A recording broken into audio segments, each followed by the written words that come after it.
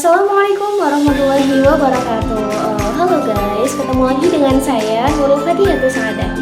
Hari ini saya akan memulai praktikum IPA untuk menguji pengaruh limbah deterjen terhadap kacang hijau. Bahan utamanya sederhana, hanya air deterjen dan biji kacang hijau. Kita akan lihat bagaimana sih respon kacang ini terhadap limbah deterjen. Penasaran kan gimana prosesnya? Yuk ikuti langkah-langkah praktikumnya. Kita lihat hasilnya setelah beberapa hari pengamatan. Cekidot! Langkah pertamanya adalah kita siapkan label gelasnya dulu ya. Kita tulis mulai dari 100%, 50%, 25%, 12,5%, 6,25%, 3,1%, dan yang terakhir kontrol. Nah, setelah labelnya siap, sekarang tinggal kita tempelkan nih ke masing-masing tabung reaksi. Pastikan urutannya benar dan menempel dengan rapi ya, supaya nanti pas pengamatan datanya tidak tertukar.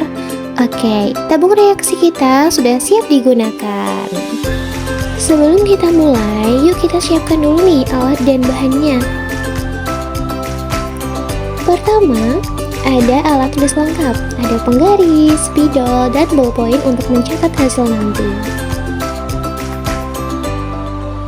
Kemudian, jangan lupa nih, siapkan juga lembar pengamatan untuk mendokumentasikan setiap perubahan.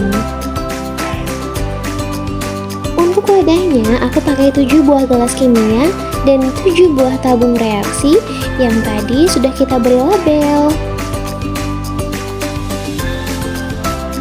Selanjutnya ada sendok untuk pengaduk, ada kacang hijau yang sudah direndam semalaman, ada tisu, kemudian ada air ledeng atau PDAM, dan yang terakhir ada deterjen. Langkah selanjutnya, kita tata 7 buah tabung reaksi yang sudah diberi label tadi secara berurutan. Kita mulai susun dari yang konsentrasinya paling tinggi, yaitu 100%, sampai yang terakhir adalah tabung kontrol. Pastikan posisinya rapi dan berurutan, seperti ini ya, supaya nanti saat kita menuangkan larutan deterjen, tidak ada yang tertukar. Sekarang kita masuk ke tahap pembuatan larutan. Pertama, masukkan deterjen ke dalam 1 liter air ledeng. Lalu, aduk sampai benar-benar larut. Nah, ini akan menjadi larutan induk kita dengan konsentrasi 100%. Nah, setelah deterjen larut sempurna di air ledeng, sekarang kita tuangkan ke dalam tabung reaksi. Oke, kita mulai dari larutan yang paling pekat, yaitu konsentrasi 100%. Cara pengencerannya, kita pakai teknik pengenceran bertingkat. Pertama, larutan 100% kita tuang setengahnya ke gelas baru. Lalu, tambahkan air ledeng sampai volumenya sama. Sekarang, kita punya larutan 50%. Proses ini kita ulangi terus ya. Ambil setengah dari larutan sebelumnya, tambah air lagi, maka konsentrasinya akan turun jadi 25%, 12,5, sampai yang terakhir 3,1%. Setiap selesai membuat satu tingkat konsentrasi, langsung kita masukkan ke tabung reaksi yang labelnya sesuai ya. Dengan cara ini, perbandingan deterjen di setiap tabung jadi sangat akurat. Dan yang paling penting, jangan sampai lupa mengisi tabung air kontrol. Di sini kita hanya menggunakan air ledeng murni tanpa campuran deterjen sama sekali.